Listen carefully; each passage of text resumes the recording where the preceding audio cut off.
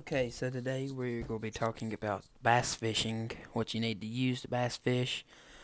Um, so here you've got a smallmouth eating a spinnerbait. Let's get started.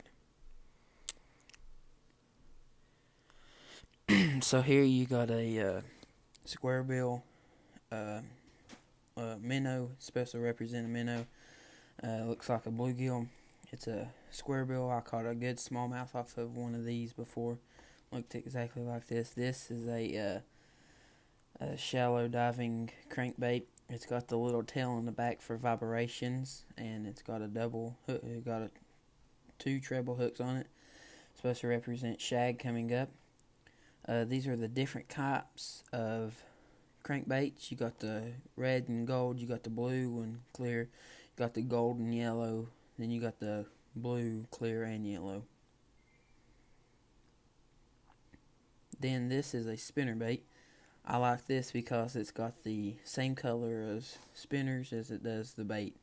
So this will be your reaction strike. It spins because bass has got different types of senses, and these are the different colors of the spinner baits. You got the yellow and white. You got the green and black and another light green, red, yellow, green, and blue and yellow.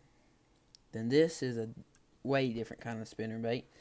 This is usually more for trout, but it's good for bass too. It's plastic with a sinker for the head of it with the hook attached, and it's a Carolina rig.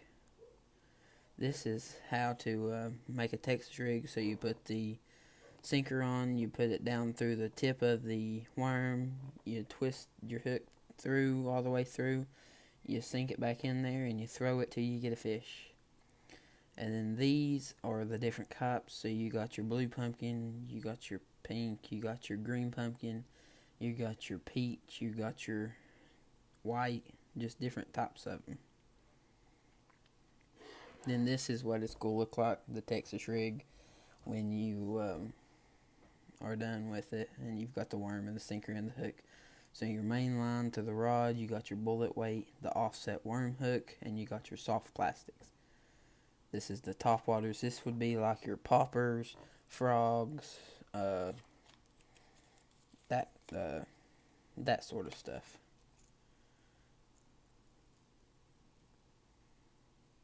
So right here you got your regular frog that you just reel in. You got your popping frog. You got your poppers, the hard plastics with the feathers behind them. You got your just regular whopper ploppers. You throw in and you reel them back in. And this is your popper. This is what you would pop in the mouth of it to make the water move, so you get a reaction strike by a bass. And it looks like a little bass. This one you just throw out. This would be sort of like a whopper plopper, but not really, but sort of. So you got looks like a shad. Just reel it in. It makes the vibration and it twitches. And this is your popping frog. It's got the mouth so the water moves. Looks like a frog. It's got the two back legs that move with it.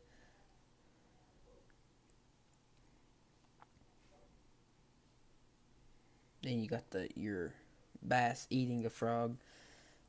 So you know frogs actually do well. But usually when you use a frog, it's either summer or the spring when frogs would be out. You don't use them in the dead of winter. This is your hollow body frog. So you got your popping frog, you got your big daddy frogs, you got your spinning frogs, you've got your just regular frogs, you got your this is the hard body frogs. So a couple of these has got they're deep diving. So you've got your rebel frog, and then you've got how to catch the bass. So this is just how to catch any type of fish.